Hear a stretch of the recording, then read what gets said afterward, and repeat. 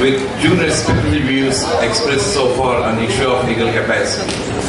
I have one or two observations here. I think I need a little bit of clarification. One is that, see, when it is brought, when the legal capacity issue is brought under this new RPD bill, this applies to every disability. That is, as per the schedule, there are now 19 categories of disability are being recognized as per the schedule, and everybody will have implications on the issue of legal capacity. So that is one issue which is really bringing a bit of concern for all of us. And secondly, see, the word guardianship, I don't know in what context that has emerged historically, but the way it is being understood by many of us as something that is taking away our right to decision making and to exercise our choices, and to really make all the implications that we see on the general principles of CRPD, Article 3 general principles of CRPD. So my observation is that once the guardian enters in, all the rights that are found in Article 3 general principles of CRPD are taken away from us.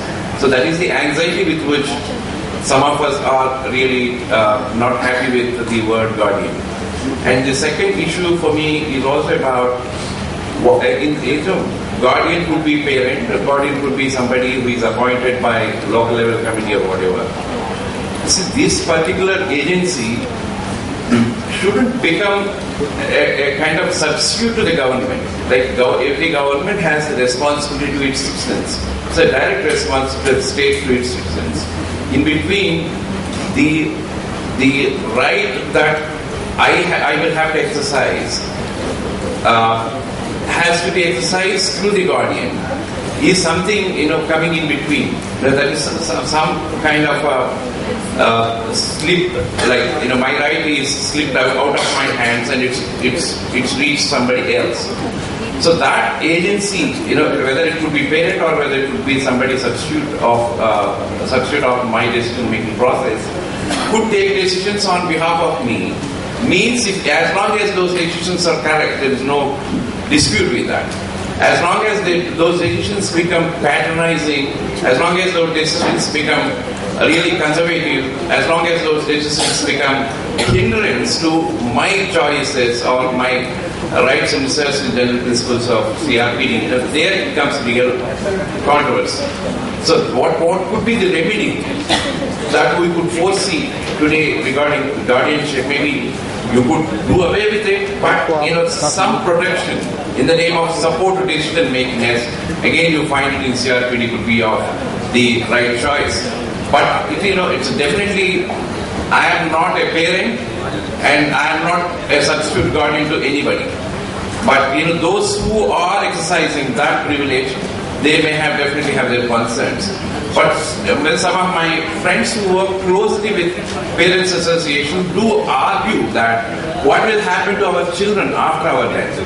Now, I just wanted to understand that point clearly. So what is it that we are able to do now as a state to our children?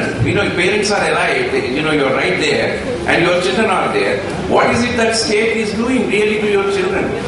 See, you have taken the responsibility of the state in the name of parent or guardian, and you are trying to do something. But how much of support that you are getting from the state? And you've been fighting and know that. The state could happily privatize its responsibility to the word of guardianship and happily, merrily do away with its responsibility. So that is where I think we need to be really conscious. Whoever is opposing in this gathering or wherever that we are picking up on this guardianship, either Amba or me, irrespective of disability, our worry is that I am a citizen of this country and my right has to be exercised as on par with every other citizen. That capacity is something shouldn't be denied under any circumstances with whatever name you give it. Thank you very much.